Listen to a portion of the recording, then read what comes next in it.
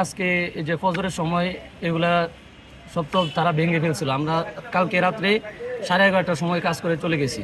তারপর আমি আসছি একটু পরে 12টার দিকে আসছি, আর এই ভাইয়েরা আসছিল 10টার দিকে। তারা এসে দেখছে যে এগুলো সব নিচে পড়া। আমি এসে দেখছি এখানে আমাদের যে টেবিলটা এখন যেভাবে স্বাভাবিক আছে ওইটা মনে করেন নিচে পড়ে আছে ভাঙাচোরা। তারপরে আমাদের যে কাপড় ছিল কাপড়গুলো সব ছিঁড়া। তারপরে এই যে আমাদের উপরে ব্যানার ছিল, ব্যানার নাই।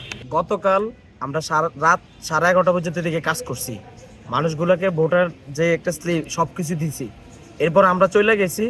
চলে যাওয়ার পরে আমরা যে কোনো মাধ্যমে জানতে পারছি, পরে রাতে ফজরের সময় এক লোকে নামাজ পড়তে গেছে এদিকে, তো উনিও দেখে গেছে সবগুলো যেভাবে আমরা রাইখে গেছি এইভাবে সব কিছু ঠিক আছে।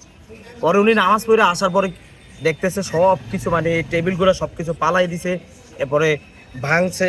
এরপরে কাপড়গুলো দেখছেন, সামনে দিয়েও দেখেন কাপড়গুলো ছিঁড়ে ফেলছে ওরা।